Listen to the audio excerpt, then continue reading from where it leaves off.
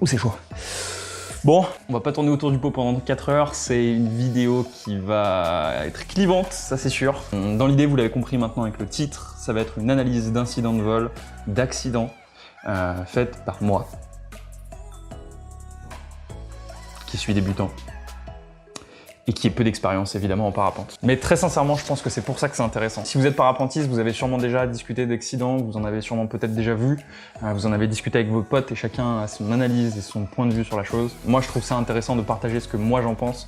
J'avoue que je regarde pas mal de vidéos comme ça sur internet. Pourquoi? Pas pour l'effet sensationnel et pas pour les frissons que ça peut donner, parce qu'au contraire, c'est plus quelque chose que je trouve très glauque qu'autre chose. Mais plutôt pour m'informer, pour me dire est-ce que moi j'aurais su comment réagir dans cette situation? Et surtout me dire, est-ce que je comprends ce qui s'est passé, quoi? Où est le problème?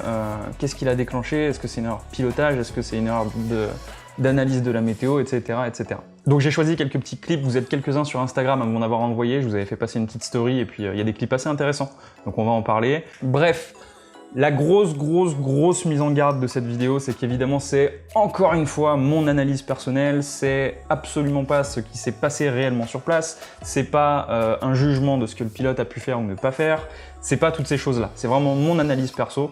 Donc attention, attention, attention, vous l'aurez compris, cette vidéo, elle n'est pas là pour juger, elle n'est pas là pour dire que j'aurais fait mieux qu'eux, et surtout les informations que j'y donne sont à vérifier. C'est vraiment que mon ressenti à moi avec ce que j'ai pu apprendre, ce que j'ai pu lire sur le champ du Vario, ce que j'ai pu lire sur d'autres sites comme Rocks Outdoor, qui a une rubrique très intéressante là-dessus. C'est mon analyse personnelle, c'est absolument pas une vérité absolue, et je vous invite à mettre en doute tout ce que je dis dans la vidéo. L'espace commentaire est là justement pour en discuter. Soyez bienveillants, je compte sur vous, hein, internet. Et puis vous allez voir, il y a quelques petits trucs qui sont marrants, il y a quand même quelques petits bouts de vidéo que j'ai pris juste pour détendre l'atmosphère, qui sont juste drôles et qui n'ont pas de conséquences, etc. On est parti.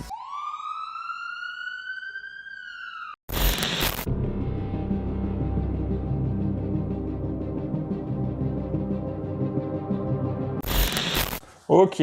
On commence avec un premier pilote qui atterrit, alors celle-ci pas drôle du tout, en l'occurrence on commence direct avec un incident assez sérieux. Il est en phase d'atterrissage, il prend une turbulence, il prend une bulle, donc la bulle le fait monter, il freine énormément d'un côté, en partant en arrière, il décroche en fait. Alors, si on reprend un petit peu ce qui s'est passé et ce que moi j'en pense, on peut se rendre compte qu'il est donc en phase d'approche, il va pour atterrir, il a un petit peu de frein, et puis il va prendre une turbulence. Donc une turbulence, ou en tout cas une bulle, quelque chose qui est proche du sol, qui va le faire monter assez fort, assez vite. La première chose que moi j'en pense, c'est que dans ces cas-là, on est dans une situation qui est équivalente à du tangage en fait. Qu'on soit à 20 mètres du sol, à 5 mètres du sol ou à 500 mètres du sol, c'est exactement ce qui est en train de se passer. Il rentre dans une bulle, il rentre dans quelque chose qui est thermique, donc qui va faire partir en ressources, qui va augmenter l'incidence de sa voile. De fait, quand ça arrive, si vous avez fait votre brevet initial, au moins vous le savez, quand on rentre dans une bulle et qu'on a un effet de ressources, ce qu'il y a à faire, c'est de lever les mains. Pourquoi? Parce que si on ne lève pas les mains, on va mettre potentiellement du frein dans sa voile.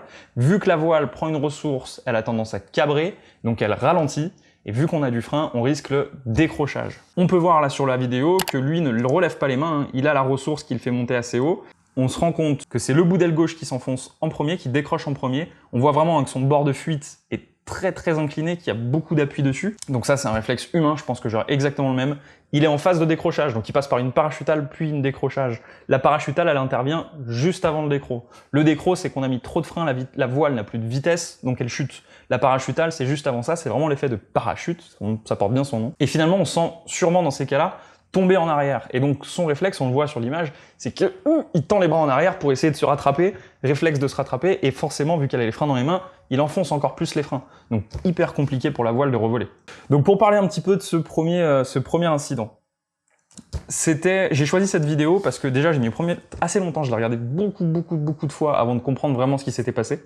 Et parce qu'elle amène un sujet qui est assez clivant et j'ai pas de réponse à celui-ci, l'amplitude de frein à l'atterrissage. Moi, personnellement, je vous dis comme je le pense, je vais faire ma PTU, d'accord, dans un monde idéal.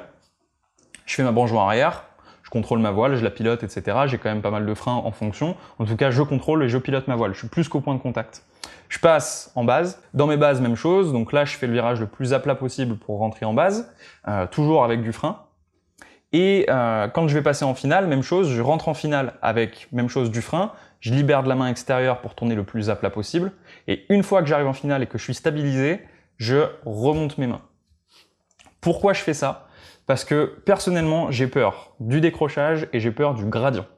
C'est pourquoi je pense que moi, c'est comme ça que je le fais. Quand je rentre en finale et que je sens que je suis stabilisé, je remonte progressivement, évidemment, hein, je relâche pas d'un coup, mais je remonte les mains pour prendre le plus de vitesse possible à l'atterrissage et pouvoir faire un bon flair bien propre, un bel arrondi et atterrir sans souci. J'ai entendu des pilotes plus ou moins expérimentés, j'ai eu plusieurs versions différentes là-dessus, j'ai l'impression que ça, c'est vraiment tout le monde a son avis. Certains pilotes arrivent très fort au frein, donc freinent vraiment du début à la fin, du début de la PTU, hein, sur la branche arrière jusqu'au moment où ils vont faire leur arrondi à l'atterrissage, sont beaucoup au frein pour justement éviter ce problème de fermeture. Et c'est logique, si on tient sa voile, on va pas avoir de fermeture asymétrique. Mais pour le coup, il y a un énorme risque de parachutale selon moi dans ces cas-là, et il y a un énorme risque d'être en danger à cause du gradient, et une fois qu'on a vraiment ralenti sa voile, même si on n'a pas eu de gradient, même si on n'a pas eu de décro, pour aller faire un beau flair et pour aller faire un bon arrondi, vu qu'on a beaucoup moins de vitesse, c'est beaucoup plus compliqué. Donc on a potentiellement des atterrissages où on va taper plus fort le sol. Et moi, ça, c'est des choses qui me plaisent pas. Voilà. C'était pour la première vidéo. Je voulais un petit peu aborder ce sujet-là du freinage à l'atterrissage. Non pas que j'ai la réponse absolue, mais parce que je voudrais savoir ce que vous en pensez. Est-ce que dans ce que je viens de vous dire là, vous trouvez qu'il y a des aberrations et des choses qui sont pas logiques? Si David Hérault passe par là, hein, je prends les informations. Deuxième vidéo.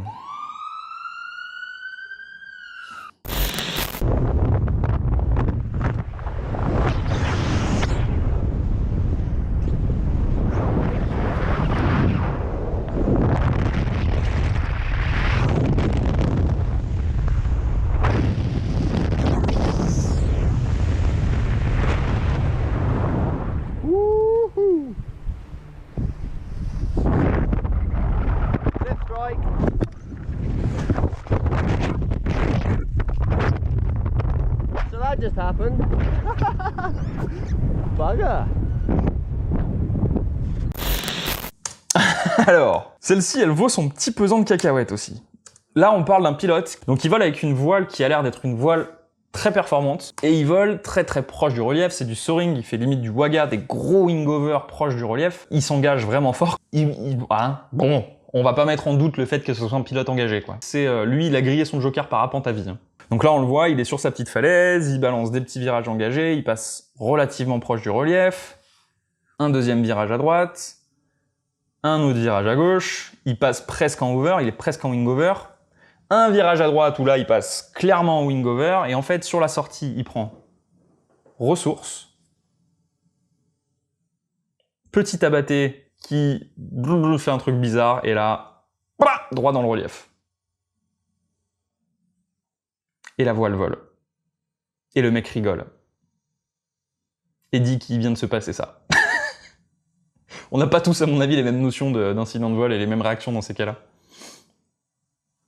Donc clairement, il vérifie en gros 2-3 trucs après ça, il rigole, je pense que c'est plutôt nerveux qu'autre chose, et il va vite, très clairement, très vite poser. Moi, ce que j'ai à en dire de cette vidéo, ça rejoint en fait un des points de la vidéo précédente. C'est celle-ci, elle est pour moi quand je re-regarderai les vidéos plus tard, etc. Jules du futur, tu t'amuses proche du relief, tu fais ta vie, tu fais le fou, tu kiffes, etc., etc., etc. Mais le problème, c'est que l'accident proche relief est vraiment très vite arrivé. Alors lui, pour le coup, il y va fort de chez fort, en l'occurrence. Mais là, il a une chance. Très sincèrement, je comprends pas comment il s'est rien cassé, le mec. Donc voilà, celle-ci, c'est vraiment la vidéo rappel. Attention, proche du relief, elle est valable pour moi. Vraiment, je me parle presque que à moi quand je vous mets celle-ci dedans. Parce que c'est vite là. Quatrième vidéo.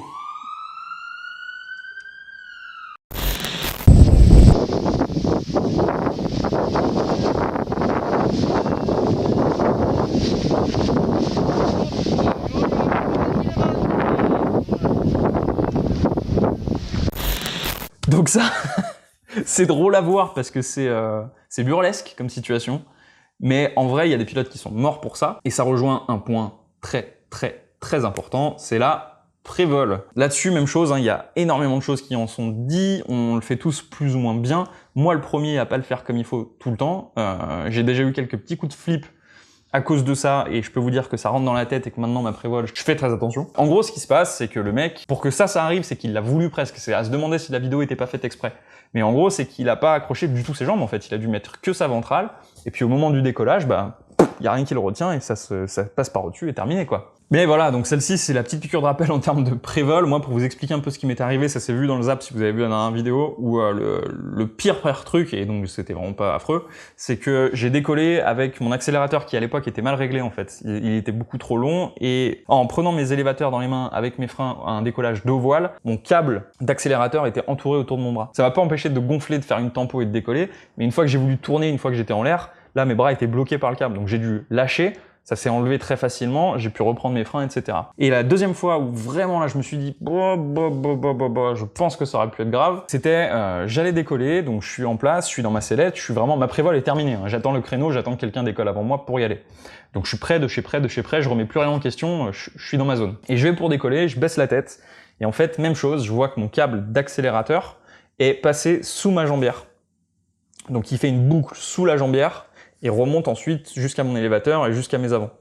Et là, j'ai l'espoir de me dire que si je m'en étais pas rendu compte, quand j'aurais voulu gonfler, ça aurait trop tiré sur un avant et ma voile aurait pas gonflé comme il faut, elle se serait arrêtée, j'aurais pas pu décoller. Heureusement, c'était dans un déco où si c'était arrivé, il y aurait pas eu de problème, je me serais arrêté. Si c'est un déco un peu engagé, comme on en connaît tous, dans des endroits un peu sketch, quoi, ça pourrait être déjà beaucoup plus grave. Et potentiellement, si ça décolle, mais que la voile vole mal parce que ça tire que sur un des avants, donc ça peut potentiellement faire une fermeture asymétrique d'un côté. Voilà quoi. Donc prévol. Vidéo suivante, alors celle-ci c'est peut-être potentiellement celle qui me fait le plus peur de toutes les vidéos que j'ai pu voir en parapente, parce que je la comprends pas. J'ai aucune explication sur cette vidéo. Si vous l'avez déjà vue, si vous arrivez à comprendre ce qui a pu se passer, envoyez-moi un message, mettez-le en commentaire, je vous épingle en haut de la vidéo pour que le commentaire soit vu par tout le monde, parce que là, je ne comprends pas. Je vous laisse voir ça.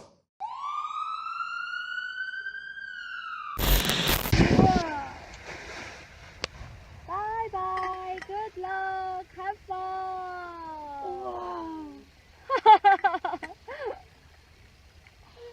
Would you like to do that, Tess? Oh no. No. Ayo! Ouch! Ouch! Oh my gosh! Jump! Alors, si on se le re-regarde, j'ai en gros ce qui se passe. Donc le mec décolle, il fait sa tempo, il court, il prend son élan, il saute un peu pour s'installer, bon voilà, peu importe. Il s'installe dans sa sellette en gigotant un petit peu dans tous les sens. Et là, il prend une putain de fermeture à droite. Il a un bon 75%, 80% de la voile qui ferme. Et c'est même pas la peine, quoi. Ça part, boum, par terre, terminé. Je comprends pas comment c'est possible. Il pilote pas sa voile à ce moment-là, il est en train de s'installer dans sa sellette. Donc, potentiellement, si on veut éviter ce type d'incident, eh ben, on décolle, on fait notre tempo, on saute pas pour décoller. Ensuite, une fois qu'on est en l'air, avant de se mettre tout de suite dans sa sellette, au fond de sa sellette et de gigoter dans tous les sens, on continue à piloter sa voile, on s'éloigne du relief. Une fois qu'on est assez loin du relief, on s'installe sans éviter de trop gigoter, on prend ses commandes à une main, on pousse sur sa sellette au lieu de mettre des gros à-coups dans tous les sens en faisant attention de ne pas prendre son parachute de secours, la poignée du secours. Ok, très bien. C'est sûr que c'est mieux de faire ça. Mais, malgré tout, pourquoi il prend cette fermeture? Pourquoi? Il n'y a pas l'air d'y avoir énormément de vent. Il y a 3 pilotes devant lui qui volent dans un air qui a l'air plutôt tranquille. On voit qu'il se passe rien de particulier. Et il prend 80% de fermeture. D'où ça sort? Et là, malheureusement, sur cette vidéo, je suis désolé, j'ai pas en plus le contexte, quoi. C'était dans un zap trop drôle, accident de parapente, donc il n'y a pas de contexte, il n'y a rien du tout. J'ai pas d'analyse. C'est la vidéo qui me revient en tête à chaque fois que j'ai peur en parapente, c'est ce moment-là. Donc si vous voulez échanger là-dessus, en commentaire, vous bombardez et vous me dites ce que vous en pensez. Si Jérôme Cano ou David Haro passent par là, d'ailleurs, même chose, hein, les gars, si vous avez une idée de ce qui peut arriver, mettez-nous ça en commentaire, ça sera utile pour du monde. Pour détendre l'atmosphère après cette vidéo, elle est hyper connue cette vidéo, elle était vachement virale, mais c'est peut-être la vidéo de parapente la plus drôle, c'est l'incident de parapente le plus drôle du monde, pour dire, je le souhaite à n'importe qui sur Terre, cet incident-là. J'espère que vous êtes prêts.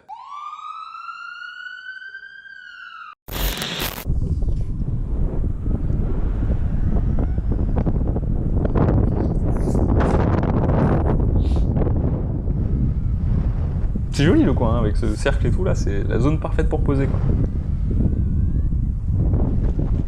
Il pose impeccable. Qu'est-ce que c'est que ça? What's up, Skip? Hey, back off! Back off! Go away! À chaque fois que je la vois, elle me fait crever de rire cette vidéo. Voilà, la beauté du paradis, la beauté de l'Australie et des bêtes un peu curieuses en parapente. Voilà. C'était le moment détente, j'espère que ça vous aura plu. Ok. Ouh. Et puis pour terminer, je vous mets 2 vidéos. Alors la première, je l'ai découvert, elle est très très longue en fait. Elle parle d'un parapentiste. Il faut parler anglais. Si vous parlez anglais, allez la regarder. Sinon, essayez peut-être les sous-titres de YouTube. Je sais pas comment ça fonctionne, si ça marche bien ou pas. Mais allez la tenter. C'est un mec qui a eu un accident il y a peu de temps. Hein. C'était début octobre, je crois. Un Américain qui s'est foutu dans des lignes à haute tension et qui, pour le coup, est instructeur de parapente, a écrit des articles sur la sécurité en parapente, etc. Malgré tout, il se met dans des lignes à haute tension. Et en fait, il explique tout son incident, du début du vol jusqu'à la fin quand les secouristes arrivent. Il s'en sort extrêmement bien. Hein. Il a des brûlures assez graves, mais aucun dégât handicapant sur le long terme. Il a revolé, etc. Mais il explique en fait tout son accident, ce qui s'est passé dans sa tête, comment ça a pu arriver, comment, voilà, justement, un instructeur et rédacteur d'articles sur la prévention en parapente, etc., a pu se foutre dans une ligne à haute tension, quoi. Et c'est hyper intéressant, c'est hyper touchant parce que le mec est très ému et son analyse, elle est extrêmement bonne. Donc si vous voulez aller regarder ça, je vous le mets en description, ça fait 27 minutes, mais ça vaut vraiment le coup, c'est comme un mini-reportage, c'est très bien filmé en plus, très bien réalisé, donc ça sera hyper intéressant. Et puis la deuxième vidéo, qui est un grand classique, un culte du parapente, mais qui est intéressante à voir, vous en avez sûrement déjà entendu parler, c'est l'histoire des championnats du monde de parapente en Australie, c'est en 2007, et c'est la parapentiste Eva Wiśniewska.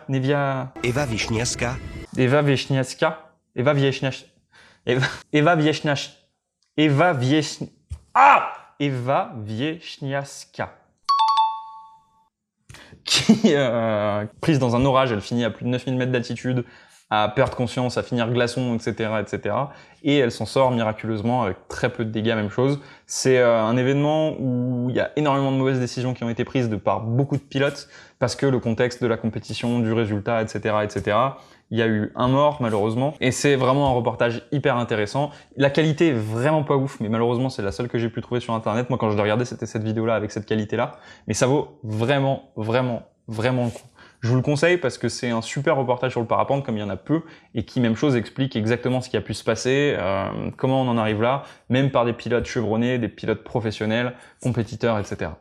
Voilà. Bon, vous avez vu la vidéo jusque-là, si vous avez tenu jusqu'à la fin. Bravo, encore une fois. Vous l'aurez compris, c'est vraiment pas une vidéo de jugement, c'est pas une vidéo de je suis meilleur pilote qu'eux, c'est pas une vidéo de je commence le parapente et je suis meilleur que les professionnels qui en font depuis X années, etc. C'est vraiment un débat entre des potes, donc moi et vous, sur est-ce qu'on arrive à comprendre ce qui s'est passé dans telle et telle situation pour potentiellement nous les éviter derrière, et puis pour s'enrichir en termes de connaissances, en termes d'aérologie, en termes de pilotage, etc. Il faut vraiment prendre ça comme ça. Il n'y a évidemment pas de jugement de mon côté. Vous l'avez compris dans la vidéo, moi aussi j'ai fait des erreurs. Je vais sûrement continuer à en faire en espérant que ça soit jamais grave. Je touche du bois. Et c'est surtout un moment d'échange qu'on va pouvoir avoir dans les commentaires. N'hésitez pas à me dire ce que vous en pensez. Si le format ne vous plaît pas, s'il vous plaît, si vous avez d'autres vidéos à me suggérer pour la suite, si vous voulez d'autres volumes de ce type de vidéos. Et puis voilà. Les anciens, les vieux de la vieille qui aimeraient pas ce type d'analyse, je suis désolé, je l'ai fait quand même, ça m'a fait plaisir et moi je trouve ça intéressant. Ne serait-ce que pour moi en termes d'épanouissement, de faire cette vidéo, c'était top. J'ai appris beaucoup de choses en me renseignant derrière ça, sur des choses que je pensais savoir, etc. Et puis, petite piqûre de rappel, évidemment, tout ce que je dis dans cette vidéo n'engage que moi, c'est mon analyse personnelle. Elle n'est absolument pas la vérité vraie, pure et dure à 100%, mais simplement ce que moi j'ai compris du parapente, ce que moi j'ai compris de ces incidents et comment les prévenir, et ce que j'aurais aimé faire si j'avais été à leur place. Voilà. J'espère que ça vous aura plu, on se voit j'espère la semaine prochaine si ça vole enfin, et puis au plaisir de se croiser au déco. Peace.